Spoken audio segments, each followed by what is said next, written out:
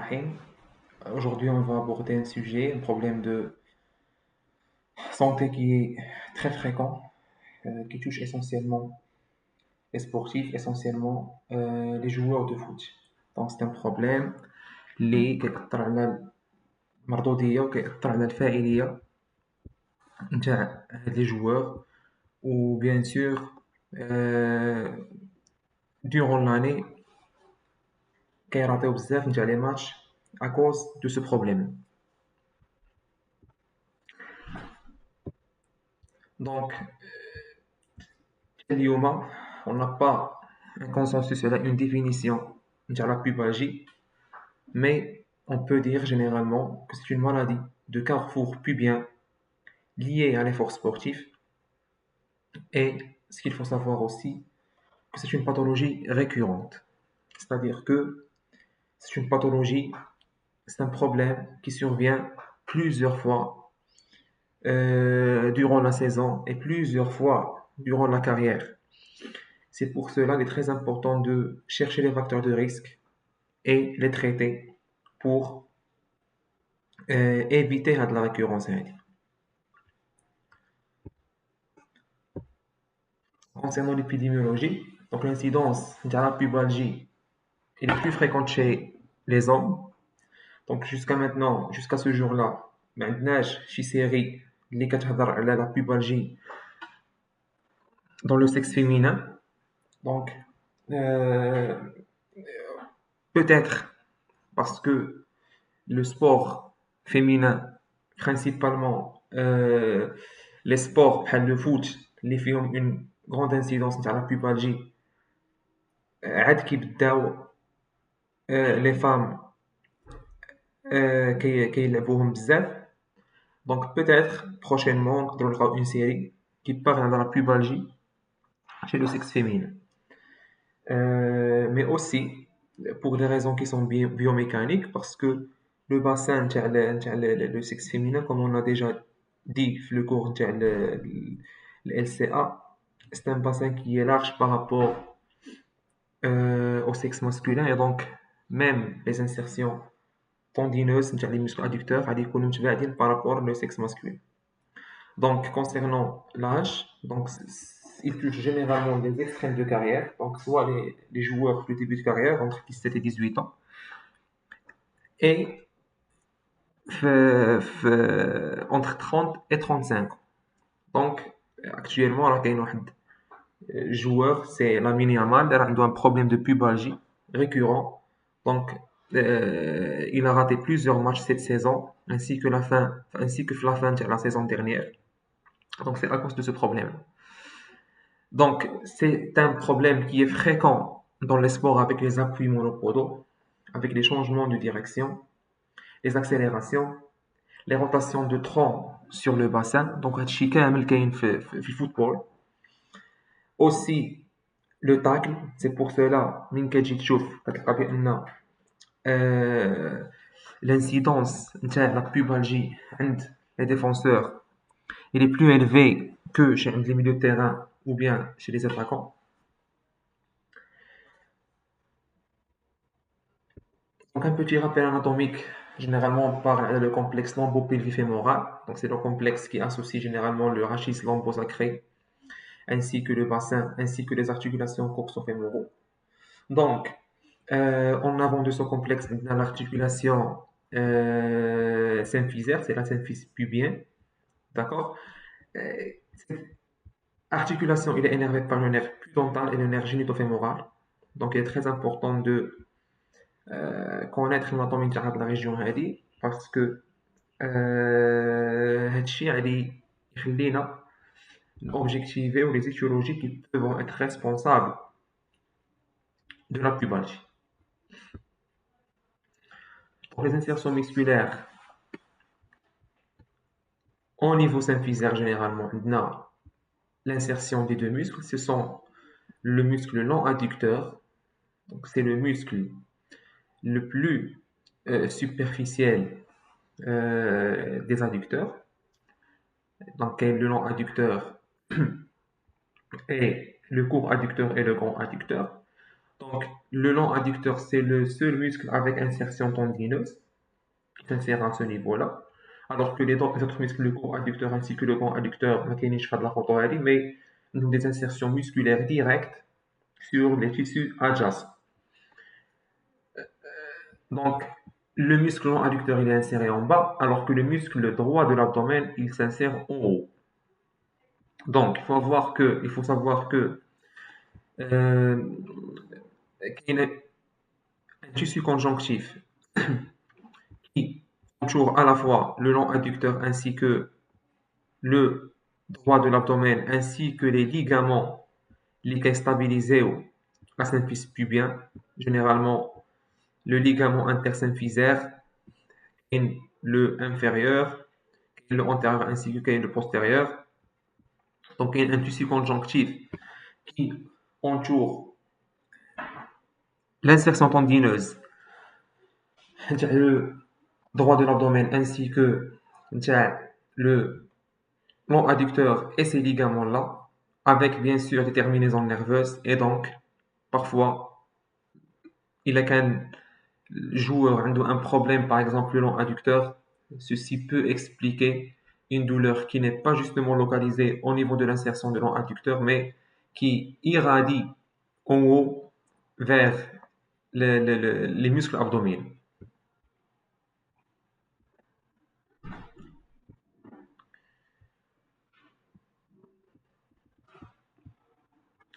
Bon, on a dit qu'il y a des facteurs de risque. Les facteurs de risque, ils sont classés en deux. Donc, il y a des facteurs de risque extrinsèques ainsi que des facteurs de risque intrinsèques. Donc, les facteurs de risque extrinsèques, c'est l'excès d'activité, le déconditionnement physique en pré-saison. Le joueur qui يكون في البيريود اللي كان سالات فيها لا سيزون، دونك انقطع على لي زونطرينمون ضربه وحده، دونك ما خلى حتى شي اكتيفيتي فيزيك. الوغ كو جا دان سول كو لا بري سيزون l'intensité نتاع لي زيكزارسيس كتكون طالعه بيان سور.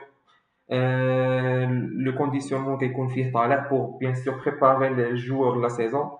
Donc ce qui fait غادي ينتقل من واحد الحاله اللي كان فيها اناكتيف لواحد الحاله اللي كيدير فيها ان effort physique très important. Donc هادشي غادي يسبب له bien sûr la récurrence تاع les pubalgies, ou bien évidemment aussi le retour de blessures. Donc c'est pour cela toujours le joueur qui a de blessure, le retour se compte progressivement, commençant bien sûr par la rééducation, après ce qu'on appelle par la réathlétisation, après le retour sur le terrain, il doit être progressif. عاد غادي يرجع bien sûr le niveau de la compétition. Un changement en raison d'activité, par exemple un changement de pelouse, par exemple euh, changement de pelouse كان كيلعب على un gazon naturellement راه ولا كيلعب على un gazon synthétique. Modification de préparation, parfois le changement de préparateur physique ou bien le changement de mode de préparation, ça va déclencher des douleurs le carrefour pubien. Après, concernant le facteur intrinsèque, donc généralement la plupart des études parlent d'un paradoxe, c'est la rétraction des muscles adducteurs avec une faiblesse des muscles abdominaux, mais on n'a pas حتى لهاد النهار هذا méta-analyse اللي كتobjectiver هادشي. Donc ça reste justement des théories. Pourtant الحاجة اللي كاينة واللي كانت prouvée, c'est la faiblesse des muscles adducteurs par rapport aux muscles abducteurs. Donc كانوا نداروا des études isocinétiques, alors que la plupart des joueurs qui ont des pubalgies, le ratio entre les adducteurs et les abducteurs, donc c'est un ratio agoniste-antagoniste, c'est un ratio qui est en faveur pour les muscles abducteurs. Aussi, il y a des facteurs qui sont biomécaniques, c'est généralement l'antéversion de bassin avec une hyperlordose lombaire. Aussi, l'inégalité de longueur des deux membres inférieurs, donc l'antéversion de bassin Lorsqu'on parle de l'antéversion de bassin, on parle principalement et là, les muscles antéverseurs qui sont rétractés, bien sûr aussi les muscles adducteurs, ou la même chose concernant l'hyperlordose lombaire. Donc l'inégalité de longueur des membres inférieurs aussi, parce que la charge, elle a un membre inférieur à l'icône plus important par rapport à l'autre membre inférieur, ainsi que la raideur de la hanche, c'est-à-dire que les amplitudes de la hanche qui sont bien sûr limitées. Donc on n'a pas une flexion maximale, on n'a pas une extension maximale, on n'a pas une adduction maximale, on n'a pas une abduction maximale. Donc c'est pour cette raison, chaque fois, le patient a une pubalgie, considère un examen complet, un bilan complet, à la recherche des facteurs de risque et bien sûr les corriger.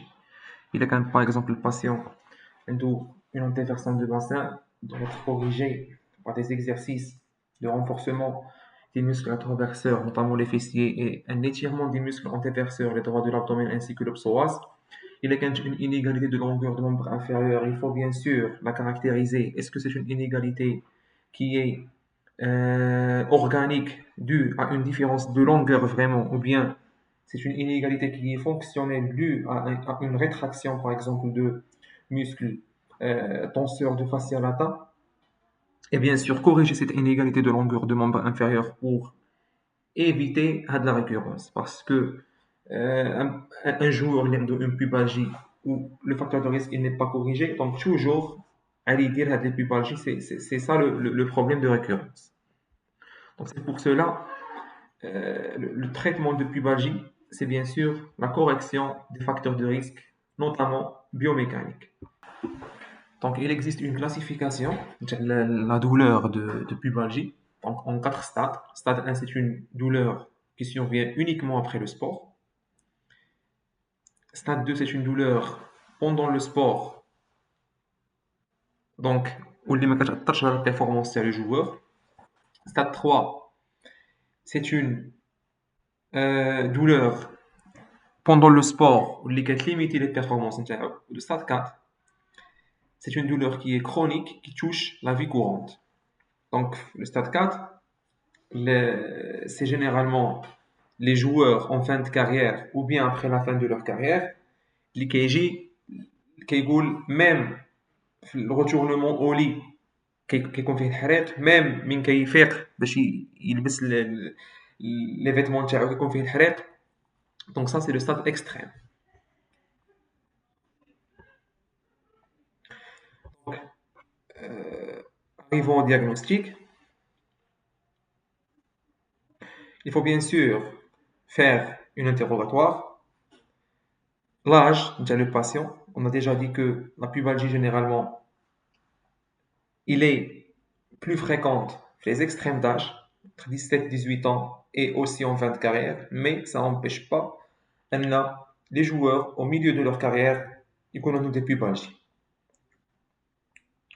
Donc on a déjà dit que la pratique sportive, on a déjà dit que le sport, les appuis monopodaux surtout, les changements de position, la rotation du tronc sur le bassin, des gestes sportifs, bien sûr, le tacle, des gestes qui favorisent bien sûr la pubalgie. Et هنا, il faut aussi savoir que l'arsenal thérapeutique de la pubalgie, il faut même faire une maîtrise, une correction des gestes sportifs. Donc, le préparateur physique, il يوري الجوار كيفاش يدير يشونجي bien sûr البوزيسيون تاعو كيفاش لابوي نتاعو يكون باش bien sûr économiser les forces نتاع les muscles adducteurs نتاعو. Les signes fonctionnels اللي قلنا ce sont la douleur, c'est la douleur. On a déjà classé la douleur en 4 stades. Donc la douleur généralement c'est une douleur اللي كتكون في la région pubienne, principalement في la face antéro-interne تاع les cuisses. On a déjà dit, on a déjà vu anatomiquement que كاين un tissu conjonctif اللي يغلف les muscles adducteurs avec le muscle droit de l'abdomen avec la symphyse pubienne et les ligaments qui fixent la symphyse pubienne. Et donc, cette douleur, naturellement, elle irradie vers la face antéro-interne de la cuisse, vers les organes génitaux externes, ainsi que vers l'abdomen. Donc, c'est une douleur qui, généralement, s'installe d'une manière qui est progressive, sauf elle a la pubalgie aiguë. La pubalgie, généralement, c'est un problème de santé qui est chronique. Mais, dans certains cas, on peut trouver une douleur de la région pubienne qui survient d'une façon qui est aiguë. Donc, c'est le cas, bien sûr, ou bien une rupture tendineuse ou bien une lésion myo-aponeurotique. Donc, soit généralement كتكون bien sûr بشي mouvement bien sûr d'abduction forcée. Donc, il y a une abduction forcée et soudaine. On aura une activation excentrique de le muscle adducteur. Donc, il y a une activation excentrique du muscle adducteur qui dépasse leur capacité d'extensibilité. Donc, soit on a une rupture tendineuse ou bien on a une lésion myo-aponeurotique. Donc, on va voir ça par la suite.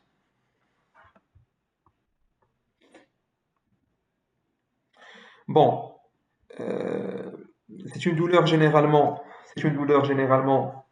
qui كتكون في الديبي نتاع من كنهضروا على لو ستاد 2 par exemple et le stade 3. C'est une douleur اللي كتكون في le début نتاع الماتش. Alors au milieu نتاع الماتش كتنقص شويه. Après كتولي في la fin نتاع l'activité sportive. Ou bien sûr selon les étiologies, chaque étiologie نتاع la pubalgie, la douleur كتكون عندها une caractéristique اللي غادي نشوفوها par la suite.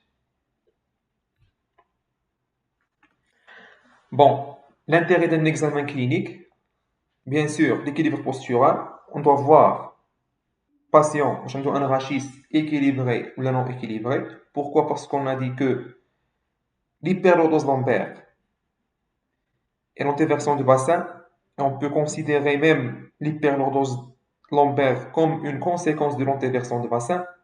On a dit que c'est un facteur de risque de pubalgie. Pourquoi? Parce que on a des déséquilibres musculaires, on a des contraintes excessives à la symphyse pubienne, et donc exposer le carrefour pubien à des tensions qui sont élevées, donc avec un risque des traumatismes, des micro-traumatismes à répétition, et donc le risque de pubalgie. Il faut aussi palper les orifices herniaires, parce que on va voir par la suite que la pubalgie peut être secondaire à un problème pariétal. Donc la palpation doit être dynamique. On demande au patient انه يتوسي pour voir واش كاين شي حاجه اللي كتخرج à travers les orifices herniaires ولا لا, ou bien par la manœuvre de Valsava كنقولوا ليه يبلع ودنيه ويدير واحد السوفل pour voir aussi واش كاين شي حاجه اللي كتخرج ولا لا. Donc aussi il faut palper les insertions musculaires, les muscles non adducteurs ainsi que le muscle droit de l'abdomen. Il faut aussi palper la symphyse pubienne, parce qu'on va voir par la suite que parmi les étiologies de la pubalgie, c'est l'ostéoarthropathie de la symphyse pubienne. Il faut bien évidemment faire un bilan articulaire de la hanche, parce qu'on a dit que parmi les étiologies de la pubalgie, c'est une raideur de la hanche. Il faut aussi voir la longueur des membres inférieurs, bien sûr en position debout essentiellement, parce que pour tester la longueur du membre inférieur, tester le patient en position debout, on chauffe les deux épines iliaques antérieures supérieures, wesh, ils sont alignés une même ligne ou là qu'il y a un déséquilibre بيناتهم.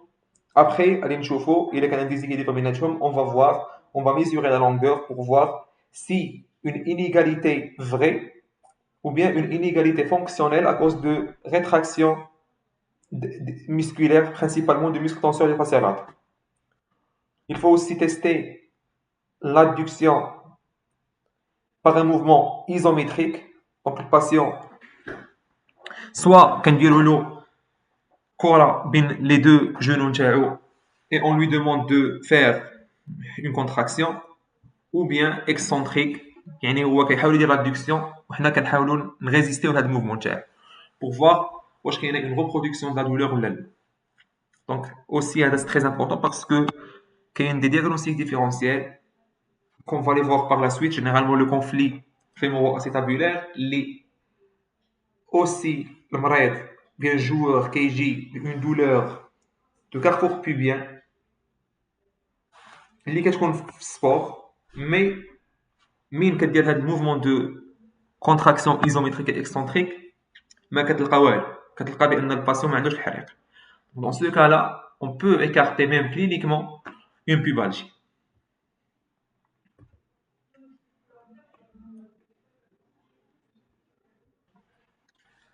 Donc, il existe généralement 4 formes cliniques qui peuvent expliquer la pubalgie du sportif, principalement du footballeur. Donc, il y a le congrès fait Doha en 2015. Bon, les 4 formes cliniques, ce sont les pathologies du muscle adducteur, la maladie des adducteurs, l'ostéoarthropathie pubienne, donc c'est l'atteinte de la symphyse pubienne, la pathologie pariétale abdominale, ce sont les pathologies de paroi abdominale, bien sûr, une faiblesse, voire parfois une hernie, ainsi que les pathologies de muscles psoas.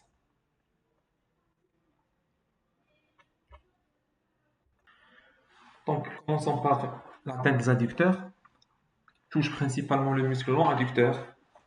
Donc, on a déjà dit avant, je connais une forme aiguë ou bien une forme chronique. La forme aiguë, on a déjà expliqué que كتكون secondaire à un étirement excentrique excessif, ou كتكون soit une rupture tendineuse, soit une désinsertion au niveau de la jonction myoponeurotique.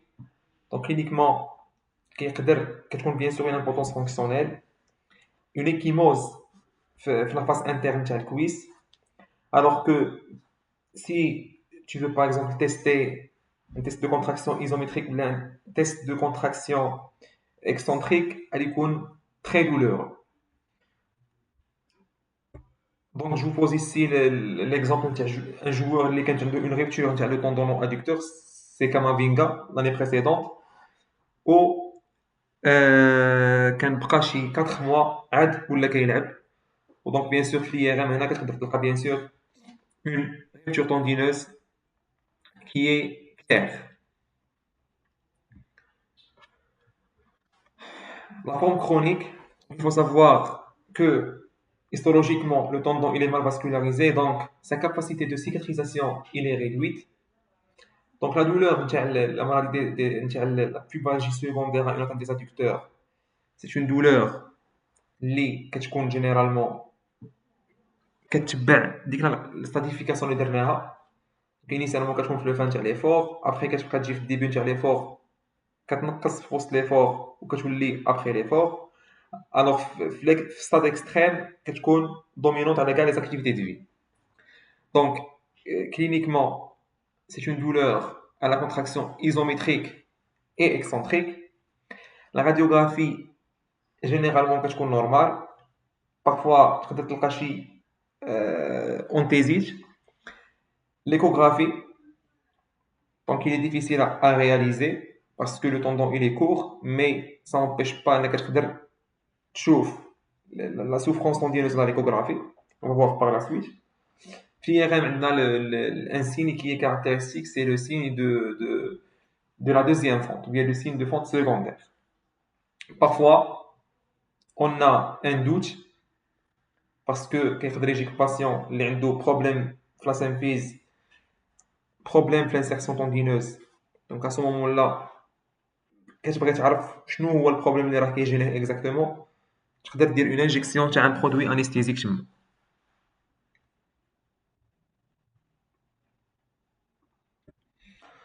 Donc, c'est l'exemple d'un patient qui est dans le service. C'est un patient âgé de 35 ans, un ancien joueur اللي كان durant لا كارير نتاعو كان كيجيه الحريق تما، دونك قال لنا باللي كان كياخذ دي زونتي انفلاماتوار، كان كياخذ ان ايبوبروفين قبل كل ماتش باش يلعب.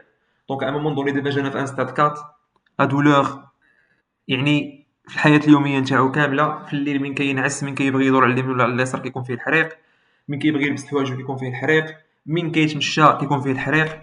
اكطويلمون سالا لا كارير نتاعو طونك جوور، ميم سي ما كانش بروفيسيونيل، كان كيلعب في الديستريكت، كان كيلعب في دوزيام ديفيزيون، اقصى حاجه لعب فيها. دابا كيخدم كوم اونترينور في ان سونتر دو فورماسيون. دونك لو فات نتاع انه يباسي كره، لو فات نتاع انه يدير داك الباس كيعطيه الحريق بزاف. دونك جا عندنا انيسيالمون لا راديوغرافي نتاعو كانت مزيانه. دونك سور ليكوغرافي on peut voir un signe de fente secondaire avec un insertion tendineuse qui est épaissie. IRM كان كاين le signe de fente secondaire، غادي يكون le signe de fente secondaire. alors que هذا الباسيون هذا عنده بروبليم حتى في لا سيمفيس بوبيان، arthropathie symphysaire. ودونك درنا له ان تيست ديagnostic d'anesthésique locale, une injection au niveau de l'insertion tendineuse et le long adducteur, où le patient كان soulagé sur place. Donc la deuxième étiologie, c'est l'ostéoarthropathie pubienne.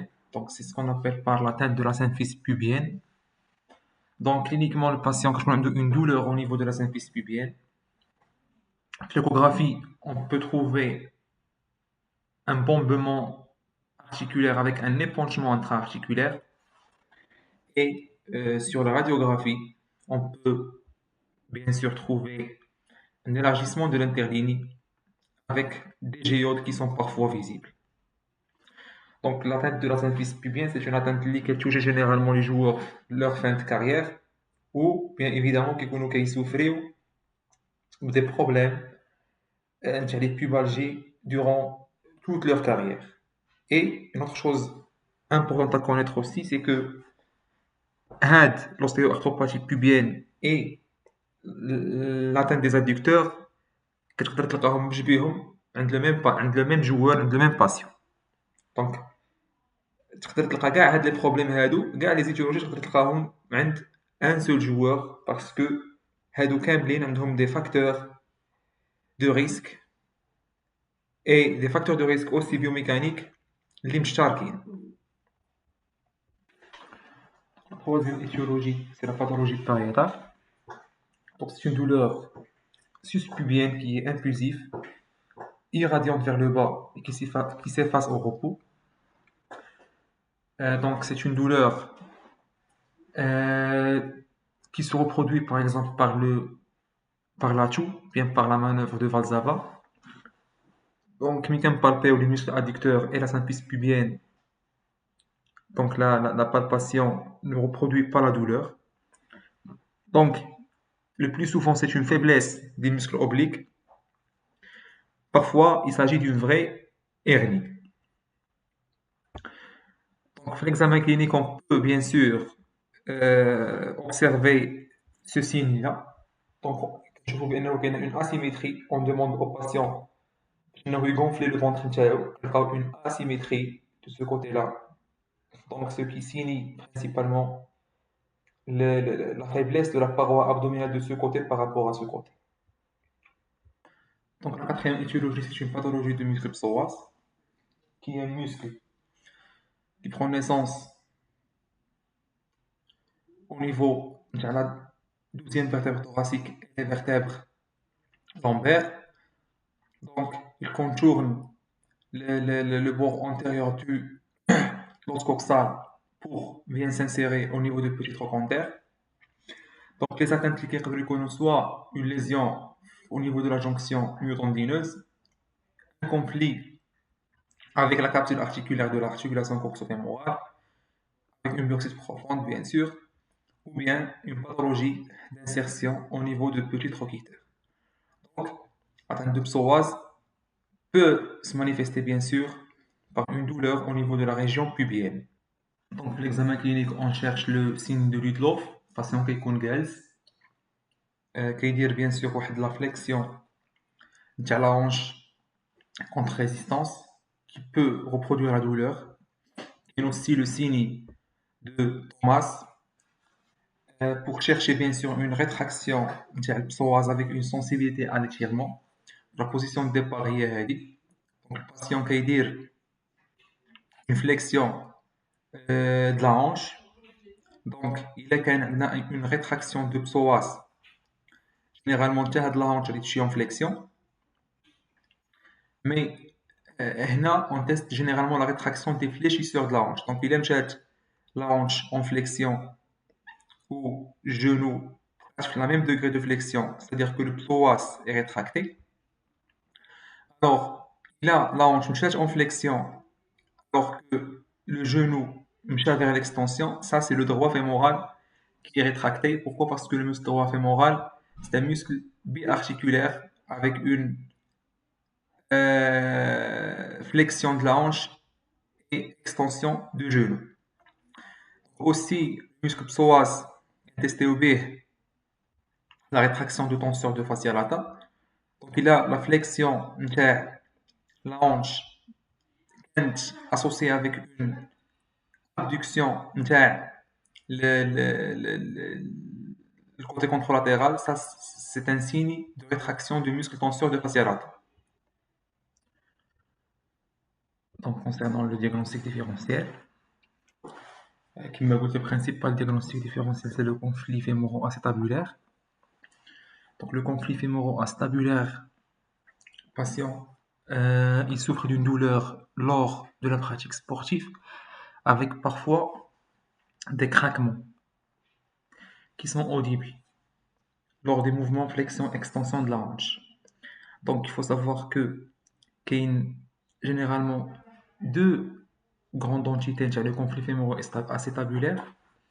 Le premier, c'est le type pince ou bien tenaille, c'est la même chose. Le deuxième, c'est le type de CAM, où chez certains patients, on trouve les deux types. Donc, le type de CAM. Le type de CAM, c'est généralement une excroissance au niveau de la tête fémorale. On peut la voir ici. Donc, le conflit هذا يكون soit constitutionnel, يعني كيكون المريض زاد به, soit المريض من كان صغير كانت عنده par exemple un problème, une épiphysiolyse نتاع التête fémorale, ou bien كان عنده شي traumatisme ancien. Donc, c'est plus souvent le sexe masculin et aussi chez le jeune sportif. كيجي الباتيون بدي douleurs في la région pubienne, d'accord. Donc هاد les douleurs هادو كيكونوا pendant l'effort initialement, موراها من كيريد l'effort كيمشيو هاد les douleurs هادو. Lors de l'examen clinique, la palpation des adducteurs elle est normale, la palpation نتاع les abdominaux elle est normale, le mouvement par contraction isométrique ou bien excentrique il est indolore. Cependant, كتقدر من دير des mouvements de flexion extension تلقى un craquement, et c'est surtout واحد le test اللي كيتسمى le test de flexion adduction rotation externe, plutôt rotation interne. Donc ce test là هو اللي كيعطي la douleur. Donc pour poser le diagnostic, généralement on peut poser le diagnostic soit par une radiographie ou bien par un scanner. Donc, les incidences, les demandent une radiographie de hanche face avec un profil qui s'appelle le profil de Dan. Le profil de Dan, c'est un profil qui dégage ou fait le bord antéro-supérieur de la tête fémorale. Donc, sur la face, on peut facilement observer une perte de la sphérécité de la tête fémorale. Donc, ici, à droite, on a une tête fémorale qui est intacte, alors que ici, une perte de sphérécité. On a une excroissance osseuse qui est là. Sur le profil de Dan, aussi sur la hanche face, on mesure l'angle qui s'appelle par l'angle de alpha. Alors que ici, sur le profil de Dan, généralement, qu'elle mesurait l'indice qui est l'offset. Donc, on doit tracer la ligne tangente نتاع la fémorale avec une ligne tangente du corps fémoral, alors que entre ces deux lignes, la distance entre ces deux lignes doit être inférieure à 7 mm. Il est quand supérieur à 7 mm, c'est-à-dire c'est un conflit fémoro-acétabulaire type de cas.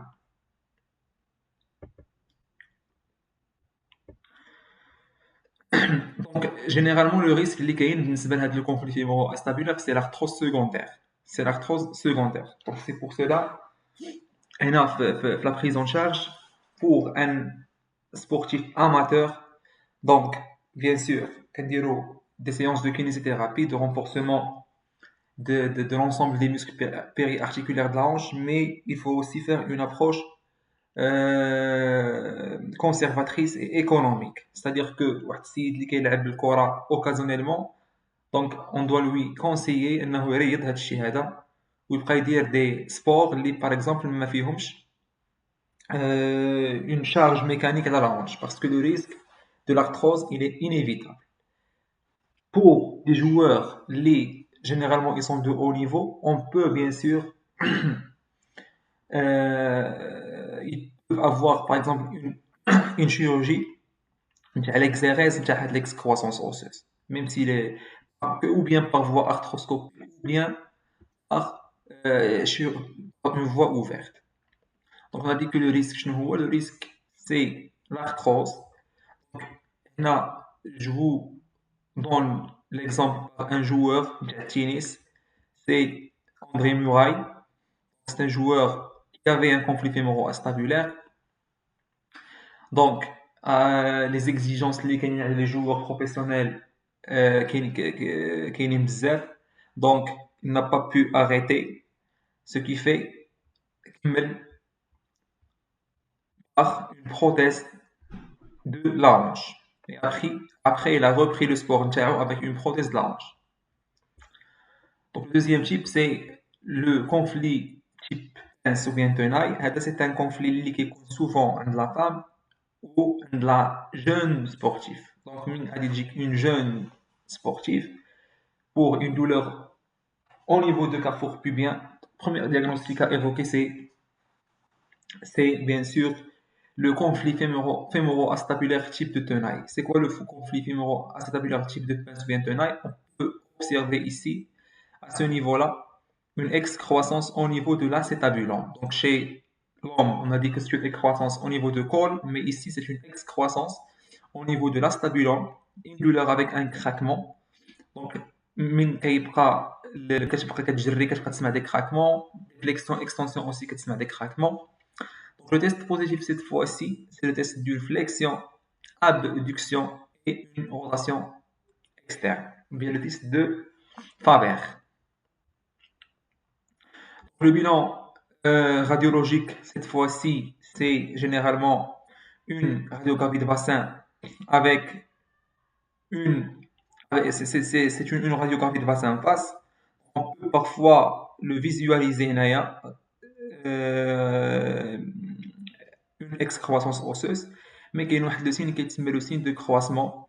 On doit bien sûr dessiner la ligne qui traverse les deux bords de l'acétabulum avec la ligne qui passe via l'axe le col fémoral. On doit avoir un croissement. Donc parfois aussi on peut trouver une coursa profunda, c'est-à-dire que le fémoral qui est profonde au niveau de l'acétabulum, ou bien une antéversion de la cavité acétabulaire. Donc arrivons à la prise en charge. La prise en charge souvent pour les pubalgies, c'est un problème. Pour les problèmes chroniques de pubalgie, on commence toujours par un traitement conservateur. Et donc, parmi les principes généraux du traitement, c'est l'adhérence le sportif au protocole thérapeutique proposé. Parce que souvent, les exigences au niveau professionnel, le joueur ما عادش يقول لك فوقاش غادي نبرا، mais غادي يقول لك فوقاش نقدر نلعب. Et ça, c'est le problème اللي كيلقاو la plupart des médecins de sport. Donc, il faut faire une éducation thérapeutique pour le patient, pour le joueur plutôt, pour l'ensemble des structures اللي عنده في la région pubienne تاعو وشنو exactement le problème اللي عنده. Donc il faut aussi que le sportif يدير واحد la réduction تاع le niveau d'activité نتاعو. C'est pas une réduction, c'est pas un arrêt total, mais يدير واحد l'activité, يconserver واحد l'activité اللي ما كيكونوش فيها beaucoup de charges. Là, le complexe bien ديالو.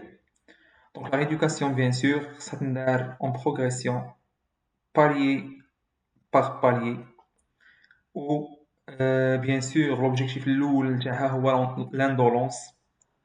Après, c'est la correction نتاع les facteurs de risque biomécaniques pour éviter la récidive. C'est-à-dire que parmi les facteurs de risque biomécaniques اللي ديجا شفناهم درنا على la raideur نتاع la hanche, درنا على l'inégalité de longueur de membre inférieur, هضرنا على l'antéversion du bassin, وهضرنا aussi على la faiblesse نتاع les muscles abdominaux. Donc voilà généralement les principes نتاع le traitement conservateur. Donc c'est l'indolence, bien évidemment, traitement des facteurs prédisposants اللي قلناهم, la reprogrammation neuromusculaire, bien sûr, et la reprise d'activité sportive qui doit être progressive, commençant par une réathlétisation, après correction d'un geste sportif, après retour à l'entraînement, après retour à l'activité ou bien au niveau de compétition progressivement. Bien sûr, le traitement ADA se compte au moins pendant 6 semaines. Donc la Fédération française de football propose bien sûr 5 domaines de travail.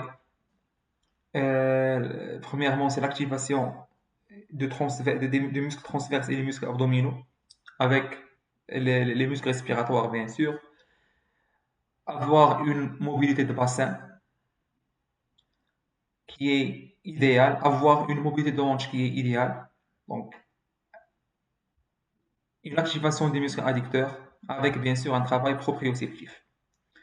Et chaque domaine, la Fédération française de football, les médecins Jahak proposaient une progression d'intensité en 3 niveaux.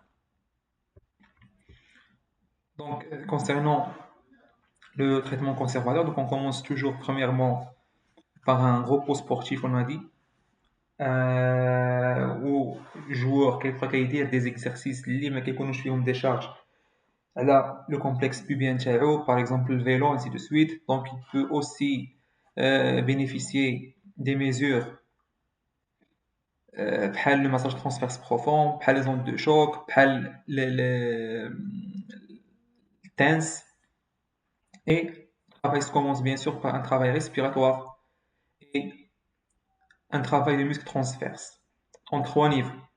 Donc on peut bien visualiser sur cette vidéo.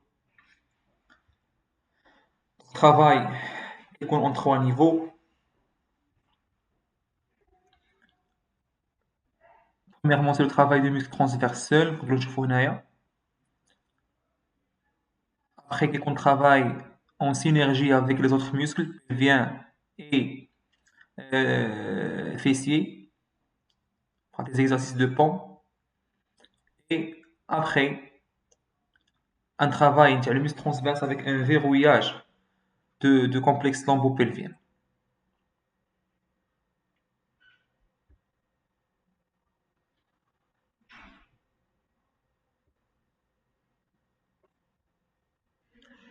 Donc, aussi l'entretien articulaire de la hanche avec une progression en 3 niveaux d'intensité. Premièrement, c'est une mobilisation en décubitus dorsal en utilisant un ballon de Klein. Donc, deuxièmement, c'est une mobilisation en appui unipodal. Donc, il y a le protocole thérapeutique qui s'appelle le protocole de Pau Toronto. Donc, qui confie des niveaux de progression pour la mobilisation de la hanche. Alors que le troisième niveau d'intensité, c'est la mobilisation avec un passage là واحد الحاجز كيكون هنايا.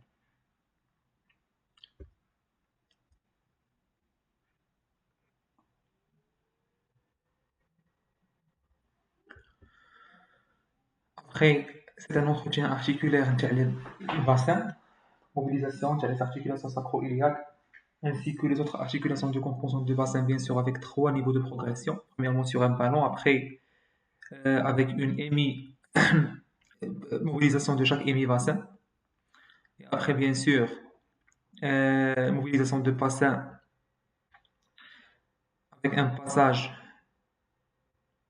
sous هاد الحاجز اللي كاين هنايا. Donc après, c'est l'activation des muscles adducteurs. Donc premièrement, d'une façon qui est isométrique, mais il faut toujours respecter la règle de la non-douleur.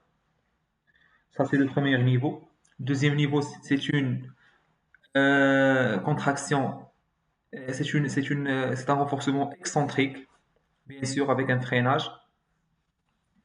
Alors que le troisième niveau d'intensité, c'est bien sûr avec 3 modes de contraction كيف ما كنشوفوا في هذا الفيديو هذا. Donc le cinquième domaine, c'est le travail de la proprioception, essentiellement de la symphyse pubienne. Donc avec aussi 3 modes d'intensité. Donc, premièrement,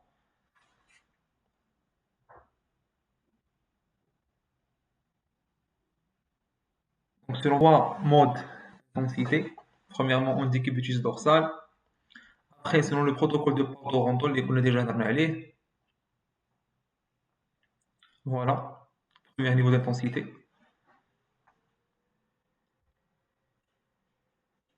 Ça, c'est le deuxième niveau d'intensité.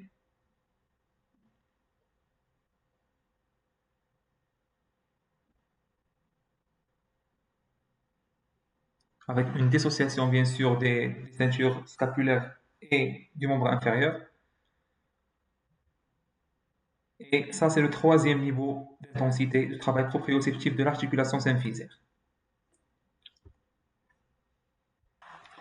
Donc, pour les autres traitements, bien sûr, après un traitement conservateur qui est bien conduit, généralement pour les sportifs professionnels de haut niveau, généralement, la durée d'arrêt c'est 6 semaines, mais pour un sujet qui ne fait pas de sport que occasionnellement, donc il est préférable que la durée de traitement conservateur sera de 3 mois.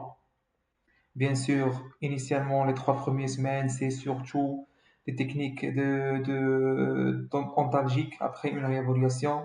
Après, il doit commencer la rééducation, les exercices d'entretien articulaire de la hanche et du bassin avec un renforcement des abdominaux, travail de muscles transverses, aussi une activation des adducteurs, des levées de tension, ainsi de suite. Et après, il doit commencer la réathlétisation pour le retour au jeu.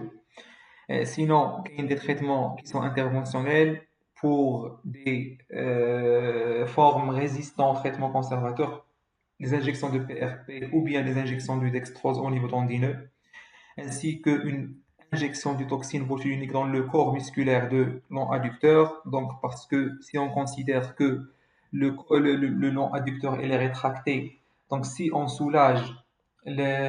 on relâche le long adducteur, donc on aura moins de traction sur le tendon et donc moins de douleur. Alors que le traitement chirurgical, c'est en cas d'échec de traitement conservateur, donc initialement par une ténotomie de long adducteur, alors que le traitement chirurgical de pathologie pariétale, c'est dans le cas d'une hernie de sportif ou bien une faiblesse de la paroi abdominale de sportif, parce que ces formes souvent résistent au traitement conservateur. Donc, même si le patient a un traitement conservateur à base de renforcement des muscles obliques ainsi que des muscles transverses, il garde toujours la douleur. Donc là, on peut lui proposer un traitement chirurgical. Donc pour conclure, on a dit qu'il faut avoir pour le sujet non sportif une période de repos de 3 mois. On a dit que idéalement toujours la période de repos c'est 3 mois. Mais au niveau professionnel, la direction de club il va refuser que joueur chaque fois je une pubalgie il y a 3 mois. C'est pour cela il faut une minimum de 6 semaines. La première phase, c'est l'indolence, on a dit par des mesures qui sont physiques, aussi par le repos. La deuxième phase, c'est la phase de récupération des amplitudes articulaires de la hanche et de bassin. Et bien sûr, un renforcement des muscles abdominaux et des adducteurs avec le respect de la douleur. Troisième phase, c'est la phase de réathlétisation et le travail proprioceptif. Et après, le retour qui doit être progressif. Donc, il faut aussi parler sur la prévention. C'est une pathologie qui est fréquente, récurrente. Donc, d'où l'intérêt d'une prévention qui peut être secondaire si le joueur a déjà eu une pubalgie. Donc, à ce moment-là, le risque d'avoir une deuxième pubalgie, une troisième pubalgie est très élevé. Donc, la prévention secondaire se base sur la correction des facteurs de risque biomécaniques, comme on a déjà parlé. Alors que la prévention primaire, c'est pour tout joueur. Donc, il faut avoir un renforcement des muscles adducteurs au moins 3 sessions par semaine, avec un étirement, bien sûr, des adducteurs, et aussi un renforcement des muscles abdominaux.